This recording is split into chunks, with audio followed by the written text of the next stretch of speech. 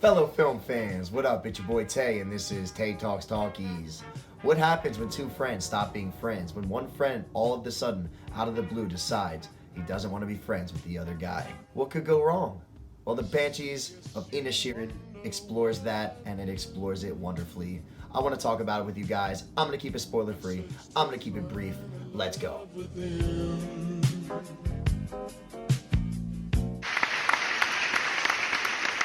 So right off the bat, the story was awesome. Martin McDonagh wrote this himself. He wrote In Bruges. He wrote Seven Psychopaths. He brought us some great films, and this film is his greatest work yet, and I'm almost positive about that. It is so phenomenal. The story is airtight, a seemingly simple story, yet so complex, so layered, so many things going on, and it's a testament to the power of filmmaking when you can take a simple premise and create such a profound statement from it. And that's what the Banshees of Inisherin did, and it did it to perfection. Something I love about movies is it can transport you to an era that otherwise you would have no idea what life was like. If the filmmaker really meticulously crafts that world and makes sure it's as accurate as possible, you actually are being transported to that time. And the Banshees of Inisherin did that. It brought you to 1923 Ireland, an island off the coast of Ireland. It's a fake island, but it's off the coast of Ireland 100 years ago, and it shows you what life is like and what isolation can do to the mind, what not having a lot of people around can do to the mind, what not having purpose can do to the mind, and how we can take that out on each other and a lot of times make each other worse in the process. And this story was just one of them stories that has no holes. I have no problems with any choices made in the story.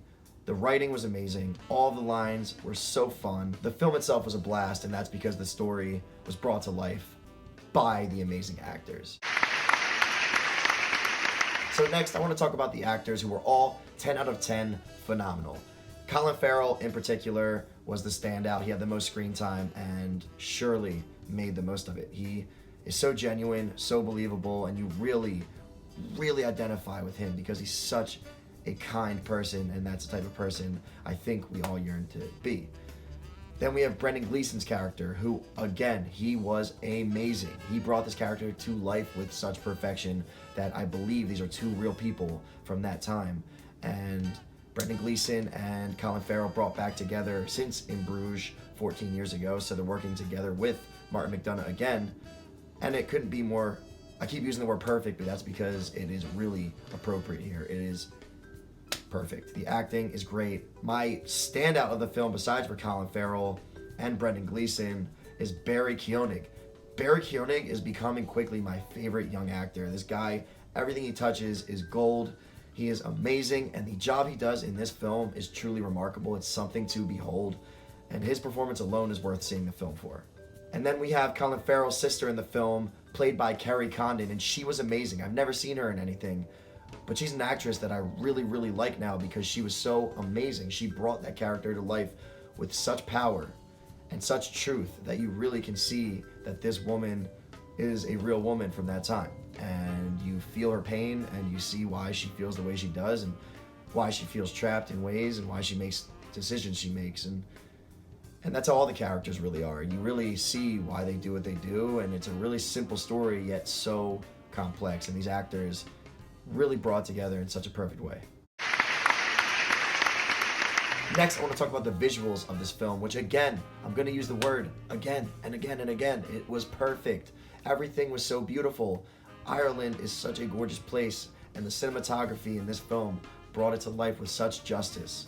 It was incredible. Every single shot you can pause and frame, and it's that type of film. Truly captured the beauty of Ireland, and I felt transported there, and you can almost smell the crisp air, you can feel it, you can feel the mist of the water crashing on the beach, and it was tough to really take it all in because there's so much beauty to take in. I'm looking here, I'm looking here, I'm looking here, and it really made me appreciate how much stuff you could really cram into a frame.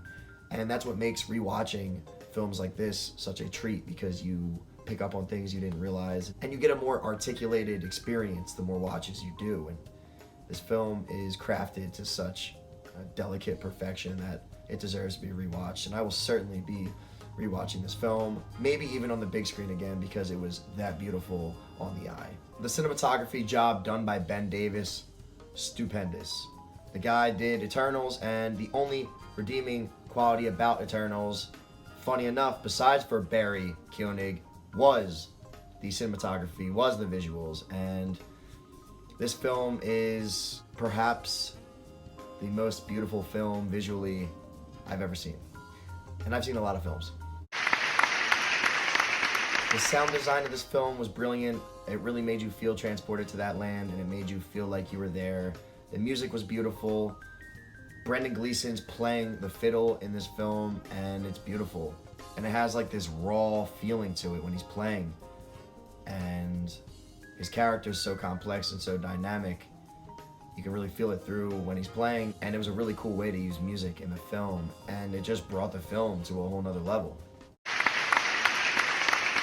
So in summation, go see this film. Go see it in theaters. This is the exact type of film that you want to see in theaters because it's so gorgeous. It captures your imagination. It transports you to somewhere you could never go otherwise. The acting performances are all-time incredible, all perfect. I don't care, I'm going to keep saying it. Everything about this film was incredible. The ending was the type of ending that leaves you thinking, and I love that, because what is good art supposed to do if not stimulate deep thought?